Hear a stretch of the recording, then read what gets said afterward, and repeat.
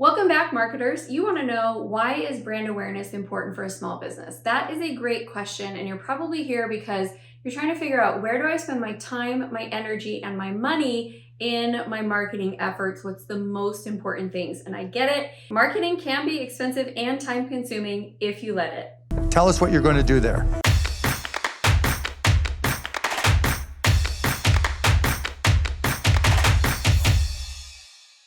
I'm Amy Walker, small business strategist, and in today's video, we're going to do three things. First, I'm going to explain to you why it really is important that you have brand awareness for your small business. Second, I'll show you the expensive mistakes that so many small business owners are making so you can avoid them. And then the third thing, I will show you how to create a successful brand awareness campaign, even if you have a small budget. And if you stay until the end, I will show you the one thing that I do over and over and over again to ensure that my brand awareness is actually working. Whoa. So let's jump right in. If we're being totally honest, the competition is fierce. You're not just up against the big guys. You're also up against every other small business owner in your industry, because we're so interconnected in this digital space. And the cost of marketing has gone significantly up. We have in marketing what people lovingly, not so lovingly refer to as the triopoly, which is Amazon, Google, and Facebook. And 64% of all advertising goes through those same three channels. So because cost is going up and because competition is fierce, we need to do a really good job at this, because anytime somebody sees your brand, we want it to be memorable, we want them to know who you are, and then the next time they see it, we want it to be a good layering piece. So they're connecting with you and having multiple touch points to remember who you are, know, like, and trust you, and want to do business with you. I want to know what your next business is. If you are liking these money-saving tips and want more tips to help you with your marketing strategy, make sure that you like and subscribe to the channel and hit the bell notification so you can get notified every time we release new content. Now let's talk about the most expensive mistakes that I see small business owners making. There's two of them. The first one is brand fragmentation. What that means is your stuff looks inconsistent. I want you to think about Coca-Cola. They look the same no matter what. You always recognize who Coca-Cola is. Even though over the years they've been through several brand iterations, they've revamped and updated and refreshed, they still look the same. Even though they have their summer share a Coke marketing campaign and they have the Christmas campaign with the polar bear, there are consistent elements to their brand, so we always recognize who they are. What about your brand? If I looked you up on LinkedIn and I looked up your ads and I looked up your signage outside of your business and I looked up all your social media posts, do I always recognize who you are? Are the colors always the same? Are the fonts always the same?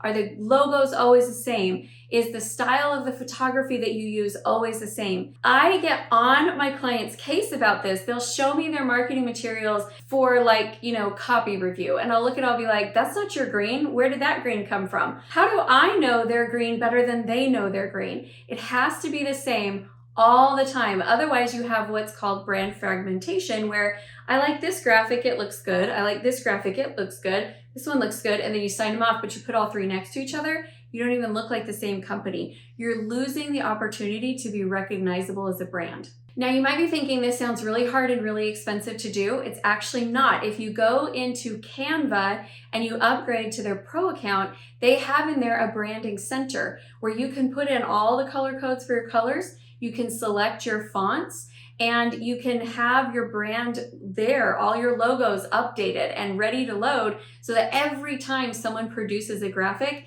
they're using the exact same colors, the exact same fonts, and the exact same logos. The next biggest mistake that people make is inconsistent messaging. So this is where they're talking about health and wellness one day, and then they're talking about money and finance the other day, and then they're talking about politics, and then they're talking about Bitcoin, and they're all over the place. And when that happens, when your visuals are inconsistent, people don't remember you and know who you are. When your messaging is inconsistent, they don't know you and remember who you are. I really love Frank Kern's strategy, where he says pick 3 pillars for your message. So 3 things that you're going to talk about over and over and over again. My 3 pillars are number 1, client acquisition, so anything that has to do with getting clients. Number 2, leadership and scale, anything to do with growing your business. And number 3 is going to be lifestyle and balancing business and family. So you will hear me talk about a lot of topics within there, but nothing beyond that. And that avoids confusion because people know what to expect from the channel. Next, we're going to talk about the marketing iceberg, but stick with me beyond this because this is the foundation for how we get to that point where you can have great brand awareness, even if you have a tight budget. All right, let's talk about the marketing iceberg. We all know that when we see an iceberg, most of the mass of that iceberg is happening below the surface. So when we talk about brand awareness, most small business owners start looking at the stuff above the surface. And so they look at like, okay, well, let me go look at all my social medias and see, do I look congruent? And let me see what we're actually talking about and where we're putting our messaging. Does it all fit together? And they don't do the work to get to all the stuff that's below the surface. And this is the most important stuff, and it will save you so much money. Remind me at the end, and I will tell you about my most recent, most expensive marketing fail and how it had to do with things that were happening below the surface. What? Unbelievable. Seriously? So let's look at what these different layers are. At the very bottom of the iceberg is who your ideal client is. We really need to understand them. We really need to know them. We have to have their demographic information, their psychographic information, like what's going on inside of their head. We need to know who else is working with them. We need to know where they're congregating, where they're hanging out. Like we need a lot of information on our ideal client. And don't tell me I've done this before. I do this regularly, but more on that coming. All right, the next level is going to be messaging. This is where you are now taking wherever your ideal client is at and you're creating customized messages that speak to them, that attract them in, that make them want to click, that make them want to engage, that make them want to like and follow. So the message has to match the ideal client. If there's anything that's off there, it's going to cost you money and it's going to be really frustrating. Next is the third level, and that is going to be the visual implementation. So this is where you're going to actually start figuring out your colors, your fonts, all of those things that are congruent with the message. They're communicating the right feel and vibe for who your brand is, and they're attracting in your ideal client. Then above the visual brand is going to be your marketing strategy. Marketing strategy is the place where you can spend a lot of money or you can save a lot of money. I just recently had a big marketing flop. And there was a couple reasons why it flopped. Number 1 was outside my control, which was Facebook changed a bunch of things right before I launched a new Facebook ads campaign. It was painful. But then there was the things that were inside of my control, which was I had a mismatch in the beginning of the campaign between who the ideal client was and the messaging. So when I first started testing out my messaging, they weren't responding to it. And I had to keep tweaking the messaging and dialing it in until we got to the point where the messaging started to work. And even after the messaging started to work, it was still too expensive. And I went back and I looked at it afterwards because we spent a lot of money and we did not get very many leads. And I went and looked at it and realized that this was the wrong strategy for what I was trying to accomplish. So I was trying to sell tickets to an event and get enrollments. And I was trying to do it to a cold audience. Instead of what I should have been doing was running ads ahead of time in order to get more people in, warm, nurtured. And then I should have been doing a conversion strategy to people who were already warm and nurtured instead of trying to get conversions from cold traffic. It was the wrong strategy. So even though there were some problems lower on, that was really the number 1 thing that caused the flop. So if you can get the right strategy for fitting the goal that you're trying to accomplish, that right there is going to save you a lot of money. Now we get to implementation. This is where you're actually putting the strategy out there in front of the people with the right messaging for the right person and the right graphics, and all of that stuff is beautiful.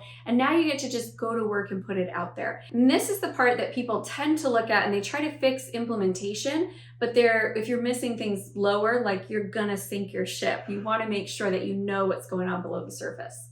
And the very tip top of the iceberg is going to be your tracking. I really want you to know what's working. I can't tell you how often I talk to small business owners and they're like, yeah, I've paid for a billboard. I have no idea if it works. Or I have this SEO company that we pay every single month. I have no idea if it's bringing us clients. Or we're running Facebook ads and they send me reports every month and it's like CPM and cost per click, and I don't even understand if it, like, what that report means and if it's really bringing us clients. So you get to learn about your reporting and know, out of all the things that you do to bring leads in and to market and get brand awareness, what is actually working. This is going to make a huge difference in saving you money, because if you don't know, you get to pay the ignorance tax, and the ignorance tax, my friends, is always really, really, really expensive. Now, I love tracking, but a lot of people just don't know where to do it or how to get started. So I have a tool that I've created for my clients that I'd be happy to share with you. It's our ultimate marketing calendar. It's going to give you the tool to track your ROI, but also with that comes some training on how to make sure that your marketing plan is scalable so you can grow your leads and grow your sales. Nice. So how do we do this as a small business and be able to keep our budget under control? The first thing that I do with clients when I bring them in is we do avatar work. And we really dig in, even if they tell me I've already done this before, I'm like, I don't care, we're doing it again. But we really dig into all of the demographic stuff. Where do they live? How many kids do they have? What's their income? What's their education level? Do they own their home? All of that stuff that, like, you would find on a census or you'd fill out on some sort of a application for a mortgage, right? We want all that information. But then the part that is usually missing is actually the psychographic information. They haven't gone deep enough into what are the pain points, and not just like what are the problems that they have, but how do they feel about those problems, and what perceptions do they have about their ability to solve those problems, and what has stopped them in the past from going after fixing those problems. Like, we really want to go deep into the mindset of the client. And then we want to analyze who is already marketing to them. Because here's a little hack that I think you will love. I don't have, and you don't have as a small business owner, the budget for market research that a big company has. So if we know who our client is and we know who else they're buying from, we can go and hack their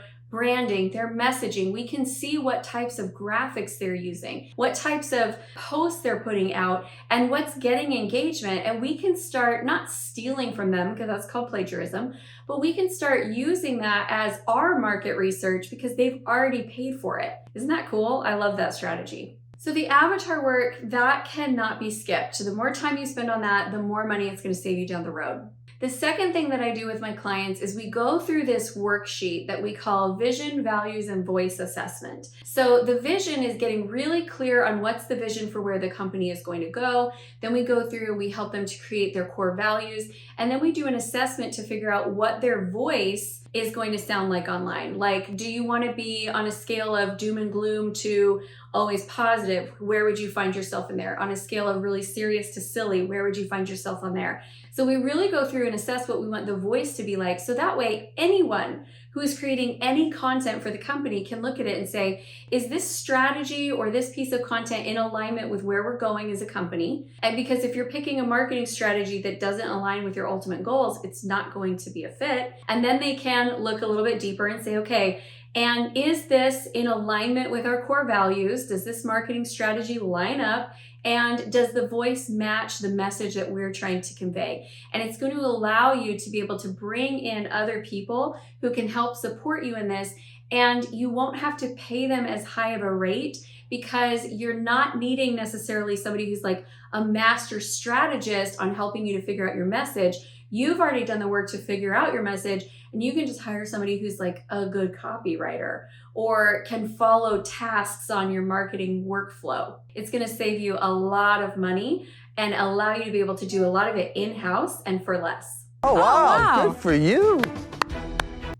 Now, I told you at the beginning that I was going to tell you the one thing that I do over and over and over again that saves me the most money, and it is my avatar work. This is my pet peeve when people tell me I've already done that. I'm like, I do it every time I launch a new campaign because things have changed for my avatar. And in any given 6-month period, something's a little bit different for them. There's different political things going on in the world. There's different economic things going on in the world. It's a summer vacation versus the kids are in school. Things change regularly for my ideal client. So I need to make sure that I am consistently coming back to that very foundation and then building off of it. Now you know why brand awareness is so important for small business owners. The next video that you're going to want to watch is marketing on a budget. What's the difference between digital marketing and social media? I can't wait to see you over there.